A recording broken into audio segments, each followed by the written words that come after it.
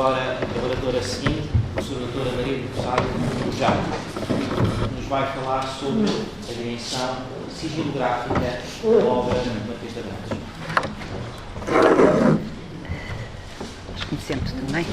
Isto não está a funcionar, pois não, não está a funcionar. Então vou tentar falar alto. Conseguem ouvir-me? Pronto, ok. Não sei. Acho que não. Mas eu acho que consigo falar suficientemente alto para que me possam ouvir. Em primeiro lugar, queria cumprimentar os membros da mesa, naturalmente, a família e, em especial, os outros oradores e, naturalmente, a família do homenageado, uma homenagem a que me associo com muito gosto, porque foi efetivamente com um grande gosto que eu recebi e aceitei, de imediato, o convite, que muito agradeço, feito pelo Dr. Miguel Metelo de Seixas, para participar nesta sessão evocativa da grande figura da heráldica e de outras ciências históricas, como acabámos ainda agora de ver, que foi Dom Luís Gonzaga de Lancaster e Távora, Marquês de Abrantes. E esta minha intervenção, como foi dito, vai se centrar na sua obra de sigilografia. Porquê ouvir falar de sigilografia? Porque me dedico a esta temática nos últimos anos e tenho vindo a desenvolver investigação sobre sigilografia, nomeadamente um projeto de elaboração de um corpus sigilográfico nacional, que já tive o prazer, aliás, de vir aqui apresentar numa das sessões do Instituto. Realçar os trabalhos do âmbito sigilográfico do Marquês de Abrantes é da mais inteira justiça e isso acabou por ficar muitíssimo evidente na intervenção do Dr. Pedro Sameiro, a quem só posso agradecer porque preparou lindamente aquilo que eu agora venho a dizer. Parece que combinamos. Porque depois desta panorâmica da obra do autor,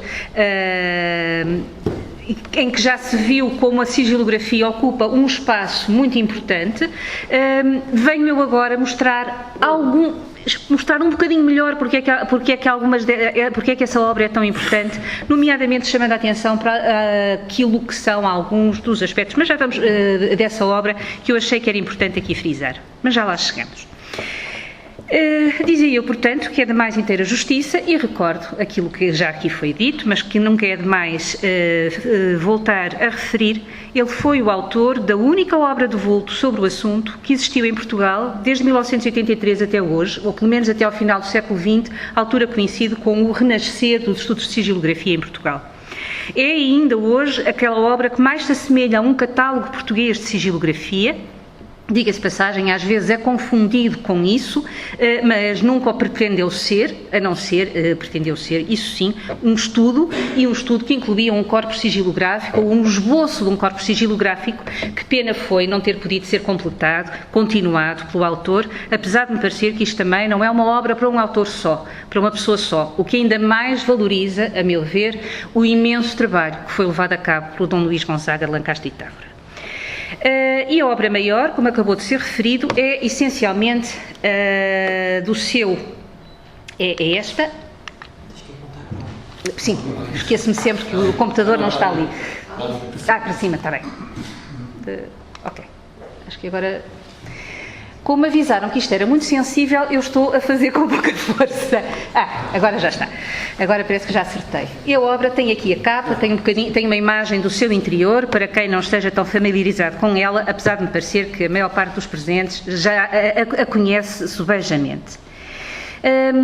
Este é o estudo da sigilografia medieval portuguesa, dada a estampa, como dissemos, já em 1983, que não foi, como também já ficou bem evidente na intervenção anterior, não foi o seu único trabalho dedicado aos selos, mas foi o principal, o de maior dimensão, o que mais importância teve e continua a ter, ainda hoje, 35 anos envolvidos sobre a sua publicação.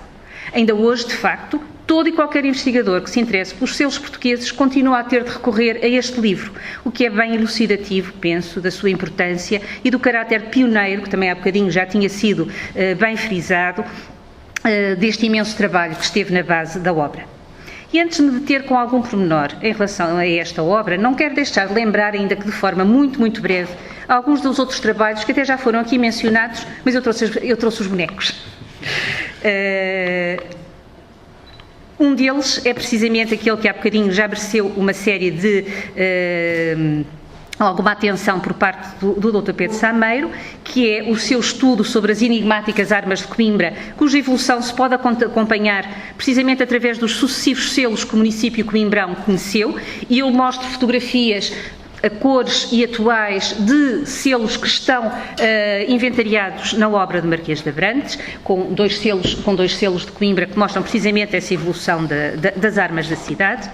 E há um outro também que não posso deixar de referir, que é aquele que foi dedicado à devoção à Virgem Maria na sigilografia medieval portuguesa, em que é analisada uma série de selos em que Nossa Senhora figura como principal motivo iconográfico, como é o caso precisamente deste outro selo que também é apresentado no seu estudo, que é o selo do Mosteiro de Celas, melhor dizendo, do Convento do Mosteiro de Celas de Coimbra, do século XIV. Em 1972 tinha sido dada à estampa, na revista precisamente daqui do nosso Instituto Português de Heráldica, os apontamentos de fragística portuguesa, e mais tarde, então, 11 anos depois, foi publicada a obra a que mais longamente me irei referir. Uma obra desigual, composta por várias partes de dimensão muito variada, a primeira das quais é uma verdadeira introdução ao estudo dos selos. E devo dizer que foi com esta obra que eu fiz a minha aprendizagem básica a respeito dos selos. Foi aqui que eu aprendi o ABC relativamente aos selos, foi com esta obra também que eu despertei para a importância da sigilografia. Não só nos ensina esse beabá dos selos, mas também dá informações preciosas acerca de cuidados básicos a ter com os selos, portanto, muito importante para os conservadores, e também para os principais problemas que a conservação dos selos exige e coloca, dando algumas soluções, algumas ainda hoje válidas, as outras, entretanto, consideradas ultrapassadas, mas sendo, tanto quanto eu sei, a primeira pessoa a abordar estas temáticas em Portugal. Depois vêm as fichas de mais de 500 espécimes sigilográficos que o autor, por via de regra, analisou a partir dos originais esses que se encontram espalhados por diferentes arquivos, como também aqui já foi referido, desde a Torre do Tombo, que como principal repositório dos fundos medievais portugueses tem forçosamente a parte de Leão em todas estas investigações, mas também a outros arquivos locais, foi referido o Arquivo Distrital de Braga, foi referido alguns museus e também arquivos privados. Por decisão do autor, repito aquilo que há bocadinho já foi dito, o livro não inclui os selos régios, mas sim selos de instituições ou entidades eclesiásticas e laicas, como os cabidos, os mosteiros, os conselhos e, sobretudo, selos pessoais, selos de indivíduos de todas as condições, mas especialmente membros do clero e da nobreza. De uma boa parte destes selos, mas infelizmente não de todos, a obra inclui uma fotografia. E é pena que grande parte das imagens que são apresentadas, com certeza se deve aos próprios problemas do custo que uma publicação desse género teria, não tenham aquela qualidade que seria necessária para documentar da melhor forma os selos que elas mostram e também para permitir a continuação do estudo a partir dessas fotografias. Nestas minhas palavras, que vão ser breves, eu gostaria de centrar a atenção, em especial, nas matrizes sigilares que esta obra apresenta. Num trabalho recente, diz o professor Mário Barroca, aliás é um trabalho em que ele publica e faz um estudo acerca de uma matriz sigilar, e diz ele então que Portugal não é particularmente rico no que respeita à preservação de matrizes sigilares medievais. Eu matizaria esta afirmação e preferiria dizer que Portugal não conhece as matrizes sigilares que possui, perdidas em coleções de museus e espólios de escavações arqueológicas por identificar, ou nas mãos de privados que as mais das vezes não as dão a conhecer e, em vários casos, por as terem achado ao usarem detectores de metais numa atividade proibida por lei, mas que sabemos que é feita e que depois, naturalmente, por ser proibida, acaba por conduzir a um certo secretismo. No momento em que em vários países se faz um grande esforço por estudar as matrizes sigilares subsistentes, penso ser esta uma boa ocasião para chamar a atenção para estes objetos, que também são designados por selos e a partir dos quais se faziam as impressões que mais comumente denominamos dessa forma. Ora, a obra de Marquês de Abrantes apresenta uma série de matrizes sigilares. E aqui são algumas fotografias apenas, fotografias que eu agora encontrei de selos que são ali publicados. São 46 matrizes que ele próprio analisou e outras 8 que, não tendo estudado pela sua mão, integrou também na parte final do seu livro. São 54 matrizes, portanto, a larga maioria das quais desconhecida até então e que datam dentro do século XII ou XIII e mais ou menos do século XVI. Estas datações nunca são muito seguras porque exigiam também outro tipo de trabalho e aqui é essencialmente um trabalho de elenco, de catalogação, de apresentação e de descrição destes objetos. São matrizes de suspensão, ou seja, feitas de modo a poderem ser suspensas de um fio, e isso vê-se particularmente bem na do canto esquerdo, que tem aquela argolinha, e era precisamente para poder ser pendurada. A de baixo, a segunda de baixo da esquerda, também tem uma argola, mas não se consegue ver muito bem, dada a forma como foi fotografada. São, portanto, matrizes de suspensão, feitas para se poderem ser suspensas de um fio e usadas ao pescoço ou presas a um cinto. Todas elas são metálicas, em bronze, como era, aliás, o mais habitual por toda a Europa. Algumas delas foram douradas, a maior parte foi perdendo esse ouro ao longo do tempo.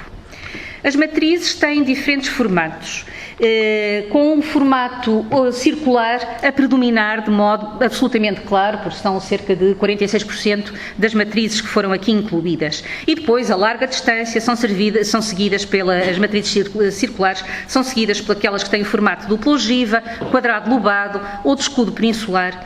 E isto só em parte é que corresponde àquilo que nós encontramos, aos selos que encontramos na documentação. Em parte apenas porque, na Idade Média, a dupla ogiva tem um peso muito mais forte do que esta amostra que o Marquês de Abrantes apresenta pode fazer julgar. Da maioria destas matrizes, a origem é absolutamente desconhecida. Voltamos aqui a estas para nos servirem de pano de fundo. Isto tanto acontece com aquelas que provêm de coleções privadas, que às vezes até foram compradas em feiras, como com aquelas que fazem parte do espólio que foi conservado em museus e que não se sabe como ali chegaram. Daquelas cujas origens se conhece, sabe-se que algumas foram encontradas em escavações arqueológicas, às vezes dentro de sepulturas, outras ao proceder-se a trabalhos que implicavam o revolvimento de solos, como por exemplo obras em estradas ou então a construção de novos prédios. 22 das matrizes que a obra apresenta estão hoje integradas, e até já estavam na altura, na maior parte dos casos, integradas em coleções de museus. São 12 do Museu Nacional de Arqueologia, 6 do Museu Nacional de Arte Antiga, 3 estavam à época no Arquivo Distrital de Évora e passaram, entretanto, para o Museu da Cidade, e uma outra encontrava-se no Museu Municipal de Vila Nova de Gaia.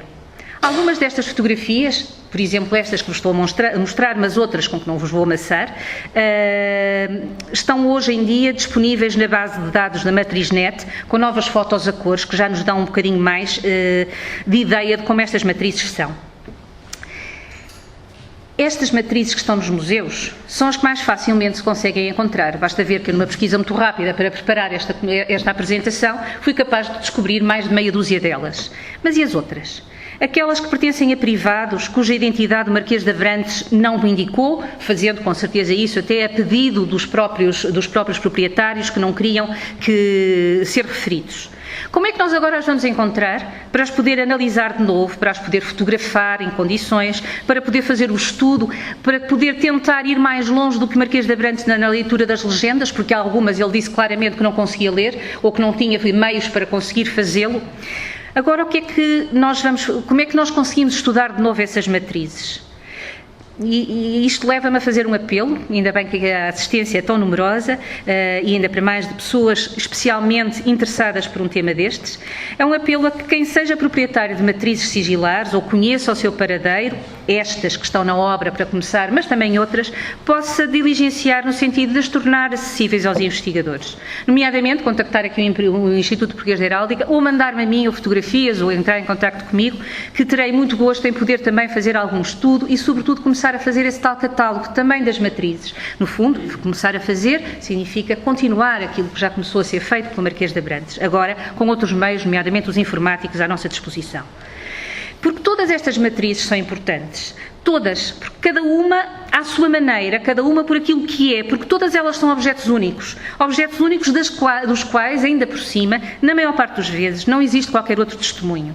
Na maior parte das vezes, nós não temos impressões feitas por estas matrizes. E isso é qualquer coisa que também é transversal ao que se encontra pela Europa fora. Ou seja, nós encontramos selos, impressões de selos nos documentos de que não conhecemos matrizes e encontramos matrizes de que não se conhecem impressões. Umas e outras, no fundo, então, vêm-se somar para permitir um maior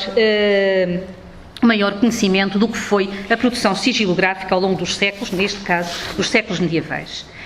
E o que eu queria fazer agora era simplesmente mostrar-vos algumas dessas matrizes e mostrar-vos como elas de facto são tão importantes, e é tão importante que não se perca a possibilidade de as continuarmos. E começo logo por esta, uma matriz absolutamente magnífica, um trabalho de ourives esmerado do final do século XV, provavelmente, e que Marquês de Abrantes indica que terá pertencido a Dom Fernando Menezes, conde e marquês de Vila Real, conde de Alcotim e Valença, capitão-mor e governador de Ceuta entre 1491 e 1509. E este é um dos raros casos em que é possível nós sabermos com certeza quem é que era o seu proprietário. Outra mais modesta, que vos passo a mostrar, neste caso não é a matriz que está fotografada, mas é uma impressão em lacre de uma matriz sigilar que pertenceria a uma senhora chamada Elvira Martins, que seria monja, e para isso aponta ao facto de aqui nos aparecer, onde é que isto se carrega? Uma figura orante, em baixo, uma figura feminina, apenas nos diz que é um selo de Elvira Martins, a legenda. O que é que quer dizer? De que mosteiro? Qual é a que família pertenceria? Qual era a sua condição social? Não fazemos a menor ideia. Sabemos apenas que apresenta um selo com a Virgem na parte superior, o que indica naturalmente a devoção mariana desta senhora. Um outro,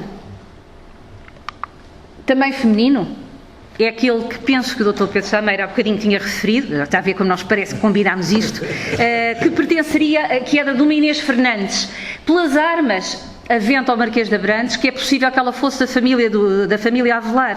Mas a verdade é que nós nunca poderemos ter bem a certeza, porque aos selos falta uma coisa muito importante que as armarias têm, falta a cor.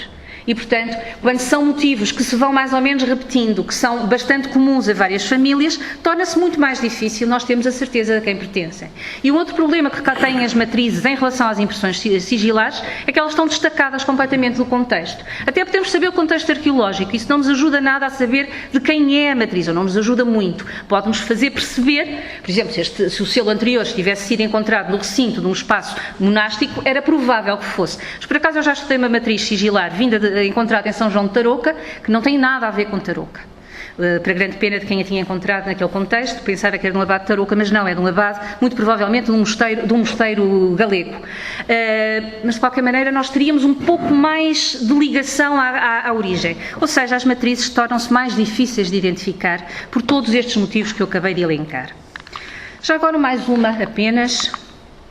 Uma que é muito curiosa, porque verificar-se efetivamente aquilo que Marquês de Abrantes sugere, será um selo de tipo falante. Tem ali uma besta, como podem ver, uma besta que corresponde efetivamente àquilo que está na legenda, que nos diz que se trata de um selo de um Martim R, depois a seguir não se consegue ler, balestari, ou seja, besteiro ou balestro. Seria um besteiro? Seria um membro da família dos besteiros ou dos balestros? E o Marquês de Abrantes indica que em meados do século XIII, precisamente a época de que deve datar esta matriz, havia um certo Martim Rodrigues Balestre em Lisboa que tinha aqui comprado casas. Seria ele o proprietário do selo? Fica pelo menos a hipótese, mas nós não temos a certeza. De qualquer maneira, é sempre um selo de tipo falante, se for no caso de ser de uma família, ou será um selo mais ligado à profissão, se for o caso de ser um besteiro. Às vezes as legendas não nos dizem rigorosamente nada sobre o nome do sigilante, e entre várias matrizes que podia ter escolhido, escolhi esta, extremamente bonita, como a cena do Calvário, em que a legenda, que até se lê na íntegra, não nos diz nada sobre o nome, mas tem uma oração. Iesu Filii Dei Miserere Mei Te. Ou seja, Jesus, Filho de Deus, tem misericórdia de mim. Quem é que pediria a Cristo a misericórdia? Não fazemos ideia. Um outro exemplo, uma matriz anepígrafa, ou seja, sem legenda. Não sabemos de quem era. Mas esta tem alguma coisa muito interessante. Penso que, apesar da má qualidade da fotografia tirada com o meu telemóvel da obra de Marquês de Abrantes, se vê aqui claramente um Y, e que nos faz imediatamente pensar nas moedas, no real de Dom João I, no vintém de Dom João II, que apresentam precisamente um Y. Será que esta matriz estaria ligada à Chanceria Régia, à Casa Real, nesta época? É possível. Em alguns casos nunca vamos ter a certeza, mas poderemos tentar ir mais longe. Portanto, como vêem, e isso é o que eu pretendia aqui mostrar, era a riqueza das informações contidas na obra de Marquês de Abrantes, para a partir daí nós podemos continuar a estudar e podemos saber um pouco mais sobre a Idade Média e sobre a sigilografia em particular. E para terminar, mostro apenas mais duas matrizes. Duas que estão, aliás, aqui neste caso, as fotografias são extraídas daquele artigo que já referi sobre a devoção mariana em Portugal. São matrizes muito bonitas, extremamente trabalhadas, que pertenciam a dois mosteiros. A da esquerda ao Mosteiro de Lourvão, com um motivo que é típico do mosteiro cisterciense, e só por aí, até já mesmo que não tivesse a legenda, já apontaria para tal, visto que o que representa, não sei se consegue ver bem, é a lactação de São Bernardo. E a da direita, um belíssimo selo, que era o selo, era a matriz do selo do convento do Mosteiro da Conceição de Beja, tão ligado à Casa Real, ligado à Casa de Viseu, a Dom Manuel. Penso que todos estes exemplos que vos mostrei demonstram claramente a importância e a riqueza da obra sigilográfica de Marquês de Abrantes e da obrigação que nós temos não só de a continuar a consultar, mas de continuarmos a avançar com ela. Eu pretendo continuar, com as minhas modestas capacidades, a dedicar muito do meu tempo e uma boa parte da minha investigação aos selos. Possa eu ser inspirada pelo exemplo do Marquês de Abrantes, de quem pretendo de alguma forma, e de uma forma muito humilde também, poder ser continuadora. E assim termino, muito obrigada pela vossa atenção.